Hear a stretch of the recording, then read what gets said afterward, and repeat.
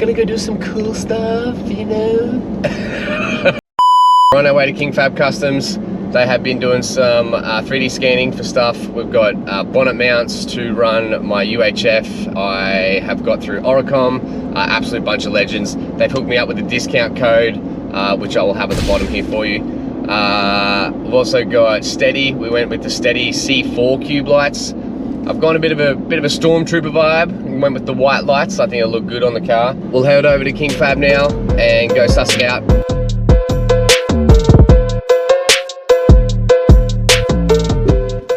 Let's go see what Maddie's up to, hey?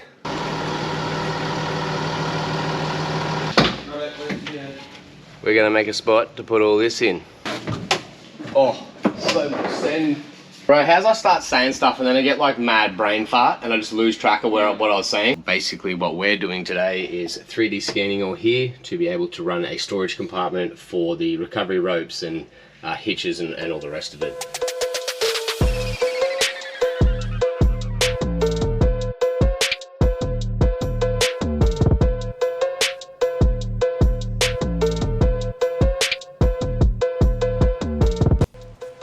So I decided to go stedi lights just because that's pretty much what I run all around the car. My rear light, light bar, under the rock lights underneath.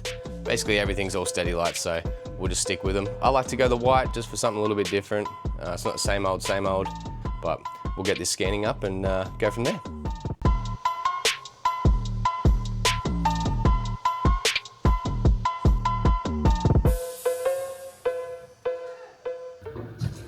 Now we're back down here, scans are done, done up all the CADs, folded me up some of the brackets.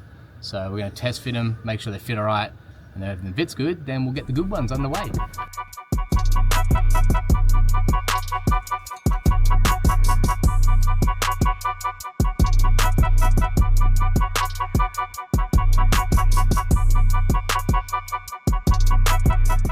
So, bracket number one. So this is for the passenger side. This will hold the UHF and my special little ditch light. So let's get her on there and see how well she fits. But I'm not wasting your time. Ooh. Ooh. Ooh.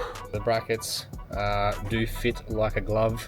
We are going to run a little gusset here just to give it an extra bit of strength so it doesn't jiggle too much. Having the cube light as well as an aerial on there does put a little bit of weight on there, but they work really, really good. So King Fab will have these as a product that you will be able to get on the website. So with the UHFs, I did go with Oricom, which is this guy. So this aerial is part of their new generation one. They do have a 3.5 dBi. Also, you can get the longer extension with the 6 dBi. I can't actually pop this thing loose right now. The cool part with these guys is that you can run, so on the short extension, you basically pop him off. You can just run that cap. So obviously, if you don't want it hanging out the bonnet, you just run this guy. If you want to swap them over, you basically just pop this one off, put your 6 dBi on, and you're good to go.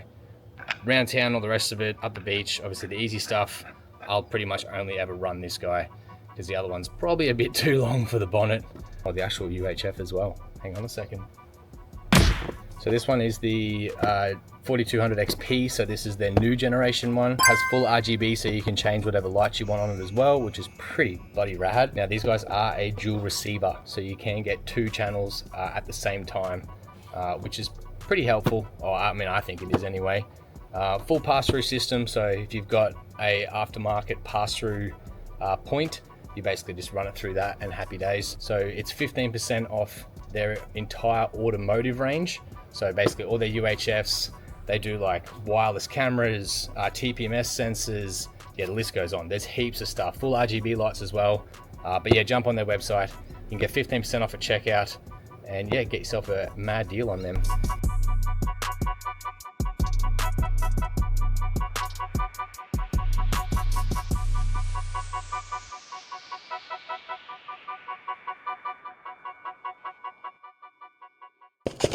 Right,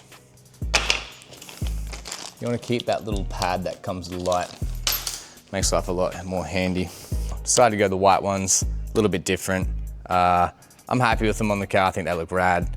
The cable that comes with this light is extremely long, like really long. So we don't need that much. So I have cut it down shorter. I'm also gonna attach a little Deutsch connector here so that if I wanna take them off, just a quick pop Deutschie, happy, ready to rock and roll. The cool part with these C4 lights is that when you buy them, so by standard, come with a little black cover, and then when you buy the kit, you get a yellow one and a blue one. So depending on your situation, very, very handy.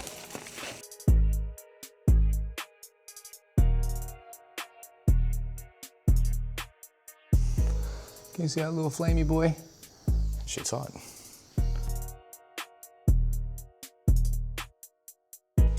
One down, one to go.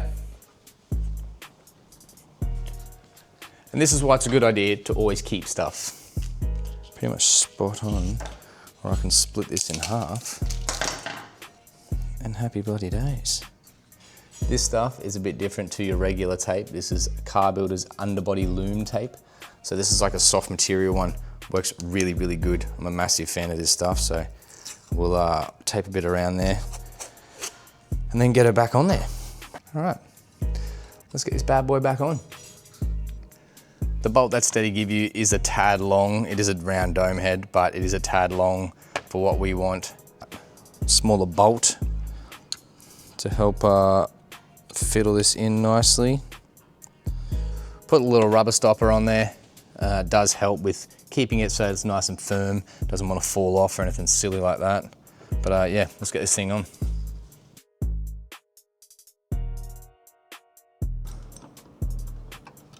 Ooh. Steady. Ha. We're just going to put them on firmly for now, because we do have to obviously adjust them to suit what we need to and where they want to sit angle wise. But that should work pretty bloody nice for now. We'll get a more accurate angle of the light once the bonnet's shut, and we can work out where everything's going to sit nicely, but that works mighty fine. Seeing though that we're on the passenger side, we may as well suss out this aerial. Holy spaghetti. Just want to see how much room I have left in the firewall grommet. I don't want to keep just jamming shit in there. I'd rather make sure it fits in there nicely first. And that's going to be tight since I've run all my light bar wiring in there. Yay. It's probing time. Oh, 10 mil for the win. Let's get in on the inside first. These little guys, Oricom tire deflators, come with a little satchel. Actually, I've got my own here. In a little bag, super handy, super useful. They are a preset, so you basically just screw that where you want it to be, and then you are ready to rock and roll. So I am a massive fan of these, and they're cheap too, they're not dear. Glove box out first. Mind the fingies. Alrighty.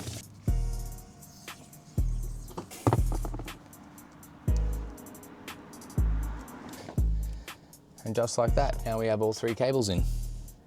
Actually, that's a lie. It was not just like that. I broke it twice. All right, so we got all the wiring pulled through the firewall. Pretty happy with everything now. So we just got to finalize all that wiring, get a few bits soldered up. We are just going to do a inline fuse just to an on and off switch. Super, super simple. The cube lights they only use like 1.2 amp, so it's basically next to nothing. But yeah, it's pretty cool. It's actually funny because in the video, when I was doing my videoing, I was like, oh yeah, and just like that. And I'm like, actually, it's not just like that. It's taking me 20 fucking minutes. Yeah, I'm not too concerned. No, now that you say that, I don't have any zip ties, and I need some zip ties. Whoops. Thanks, Maddie. Power of the internet. Just keep editing until you like it. Gravy, baby. I mean, baby gravy. What?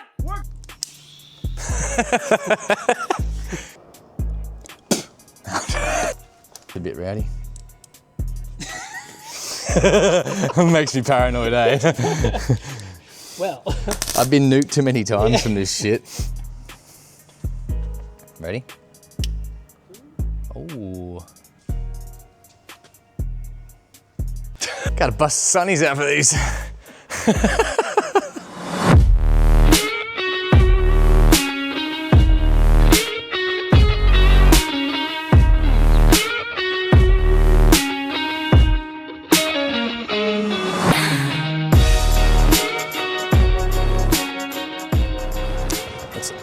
Oh.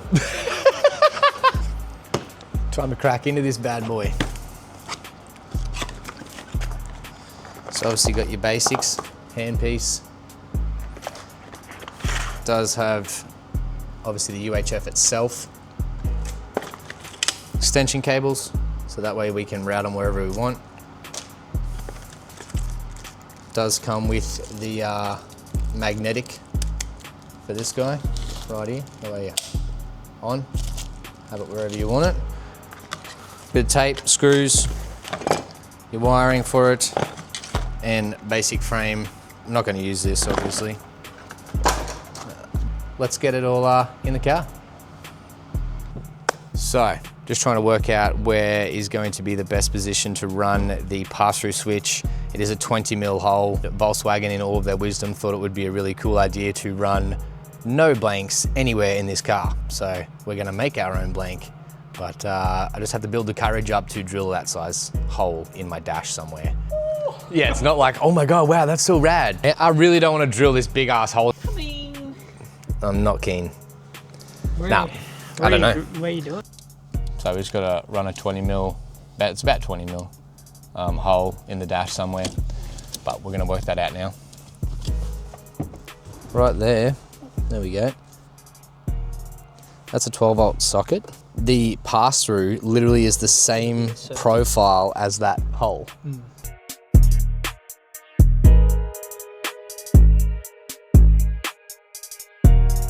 In the NF Amaroks, they do have a little 12-volt socket that goes in the middle of the like down in the bottom, just above the phone charger. Basically pop that out, and there is a nice little round hole that works really, really well for the pass-through.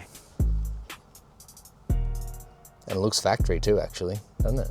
That looks good. Happy with it? Happy with it. I need to get this back out. There we go. So there is a bracket coming that goes here and here. It does allow for you to run your UHF here. For now, we're just going to tuck it up in here just to keep it out of the way.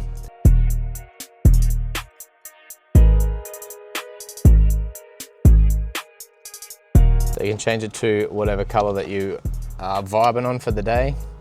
Blue, right the way through, purple, pink. It's pretty cool. I mean, I think that's pretty rad. Even for a UHF, that's still pretty cool. Let's get me plastic back out the boot.